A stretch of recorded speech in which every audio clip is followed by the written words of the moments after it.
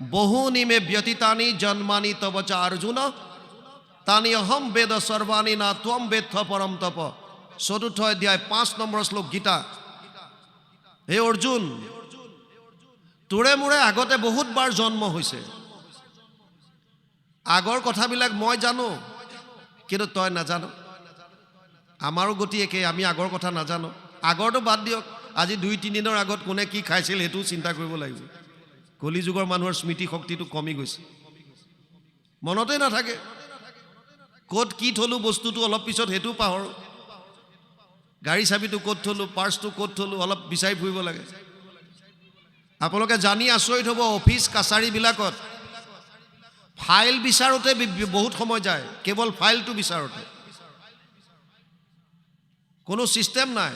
এটা ফাইল বিচাৰিবৰ কাৰণে ঘণ্টাৰ উপৰি ঘণ্টা লগাই দিব, অলপ পুৰণা ইনফৰমেশ্যন যদি বিচাৰে। ভগৱানে কৈছে তোৰে মোৰে জন্ম বহুবাৰ হ'ল আগতে, মোৰ চব মনত আছে, তোৰ মনত নাই। হে অৰ্জুন, অজু অপিশন অব্যয়ী আত্মা ভূতানাম ঈশ্বৰ অপিশন প্ৰকৃতি শ্যাম অধিষ্ঠায় সম্ভৱামি আত্মমায়া। যদিও মই অজ, ৪ৰ্থ অধ্যায় ৬ নম্বৰ শ্লোক গীতা। যদিও মোৰ জন্ম নাই, যদিও মই সমস্ত ভূতৰ ঈশ্বৰ, তথাপিও মাজে মাজে মই মোৰ মায়াক অধিষ্ঠান কৰি অৱতাৰ ধাৰণ কৰিবলৈ বাধ্য হওঁ। কেতিয়া?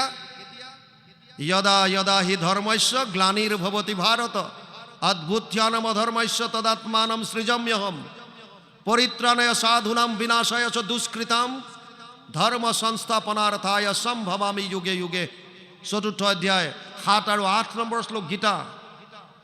হে অৰ্জুন, যেতিয়া যেতিয়া ধৰ্মৰ গ্লানি হয়, অধৰ্মৰ উত্থান হয়, সাধু সন্ত মহন্তৰ ওপৰত অত্যাচাৰ বৃদ্ধি পায়, তেতিয়া মই অৱতাৰ ল'বলৈ বাধ্য হওঁ। মূল কাৰণ ৩টা। পৰিত্ৰাণায় সাধূনাম, ভকতসকলক ৰক্ষা কৰিবলৈ।